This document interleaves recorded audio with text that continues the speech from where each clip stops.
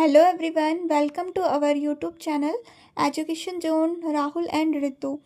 तो आज का हमारा टॉपिक है कोशिका यानी कि सेल्स। तो चलिए देखते हैं आज के टॉपिक से क्या क्या एमसीक्यू बन सकते हैं। तो आज का हमारा पहला क्वेश्चन है, कोशिका को जीवन की मूल इकाई किसने कहा था? रॉबर्ट हुक, स्लाइडेन और स्वान, चार्ल्स डार्विन, वॉटसन और क्रिक। इसका सही आंसर हो जाएगा ऑप्शन नंबर बी, स्लाइडेन और स्वान। स्लाइडेन और स्वान ने मिलकर सेल थ्योरी दी थी, जिसमें बताया गया कि कोशिका जीवन की मूल इकाई है। हमारा अगला क्वेश्चन देखते हैं, कोशिका की खोज किसने की थी? Antony van Leeuwenhoek, Robert Hooke, Schleiden, Charles Darwin. इसका सही आंसर हो जाएगा friends option number B, Robert Hooke. 1665 में रॉबर्ट हुक ने कॉर्क की पतली परत का अवलोकन किया और सेल शब्द का प्रयोग किया। अगला क्वेश्चन देखते हैं, पादप कोशिका में कौन सा अंग केवल पौधों में पाया जाता है पर पशुओं में नहीं?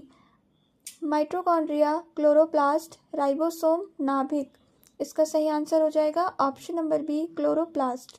पौधों में क्लोरोप्लास्ट पाया जाता है जो प्रकाश संश्लेषण यानी कि फोटोसिंथेसिस करता है। अगला क्वेश्चन, कोशिका का पावर हाउस किसे कहा जाता है? Golgi body, mitochondria, endoplasmic reticulum या राइबोसोम। इसका सही आंसर हो जाएगा option number B, mitochondria. Mitochondria ATP ऊर्जा बनाता है, इसलिए इसे कोशिका का पावर हाउस कहा जाता है। अगला क्वेश्चन देखते हैं, कोशिका में प्रोटीन निर्माण कहाँ होता है? माइटोकॉन्ड्रिया, राइबोसोम, गोल्जी तंत्र या लाइसोसोम। इसका सही आंसर हो जाएगा फ्रेंड्स राइबोसोम। राइबोसोम को प्रोटीन फैक्ट्री कहा जाता है क्योंकि प्रोटीन का निर्माण यहीं होता है। अगला क्वेश्चन, कोशिका का नियंत्रण केंद्र किसे कहा जाता है? नाभिक यानी nucleus, mitochondria, cytoplasm, Golgi body. इसका सही आंसर हो जाएगा ऑप्शन नंबर ए, नाभिक यानी न्यूक्लियस। नाभिक डीएनए रखता है और सभी गतिविधियों को नियंत्रित करता है।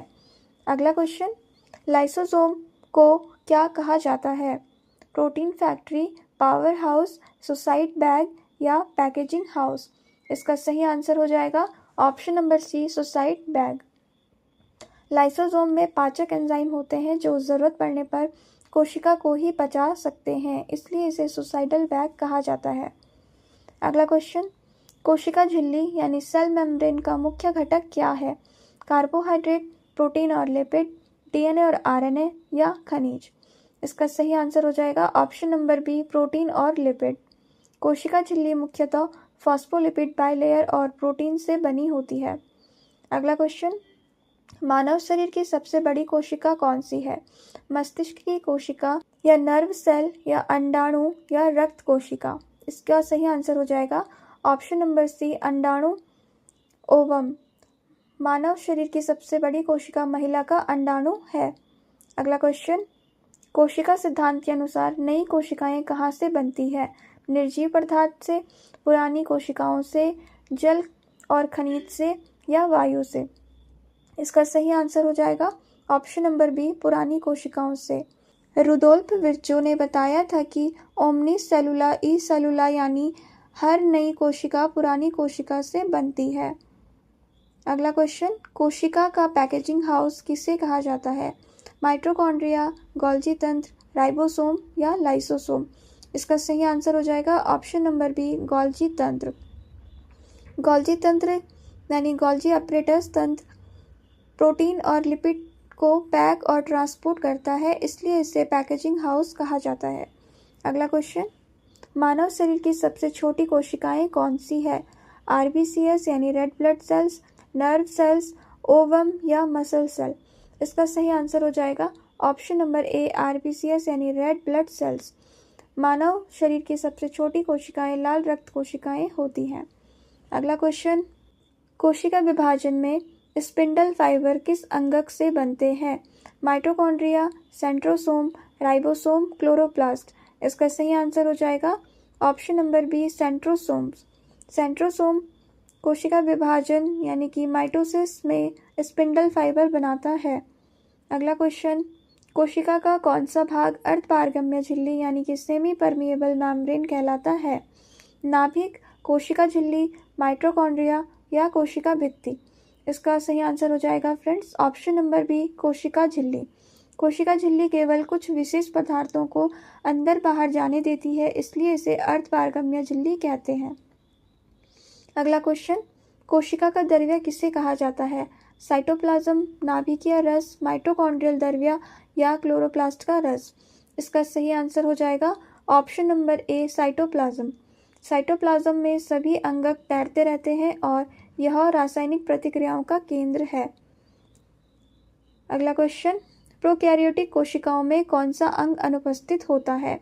नाभिक, राइबोसोम, कोशिका झिल्ली, साइटोप्लाज्म? इसका सही आंसर हो जाएगा ऑप्शन नंबर ए, नाभिक। प्रोकैरियोटिक कोशिकाओं जैसे कि बैक्टीरिया में सुस्पष्ट नाभिक नहीं होता। अगला क्वेश्चन, पादप कोशिका में पानी और लवण किस अंगक में संग्रहित रहते हैं? क्लोरोप्लास्ट, वैक्यूल, गोल्जी तंत्र, माइटोकॉन्ड्रिया?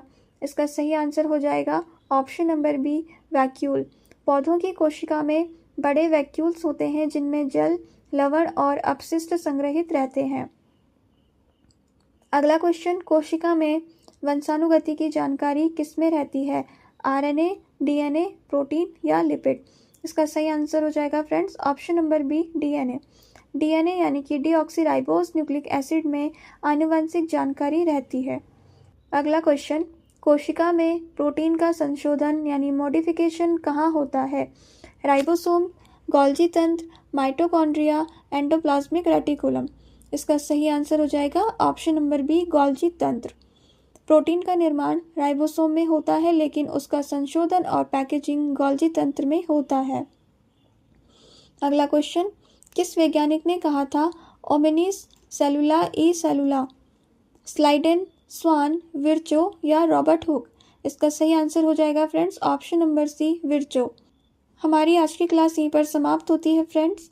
अगर आपको यह वीडियो हेल्पफुल लगी हो तो प्लीज़ लाइक करें, सब्सक्राइब करें और शेयर करना ना भूलें। Thank you so much.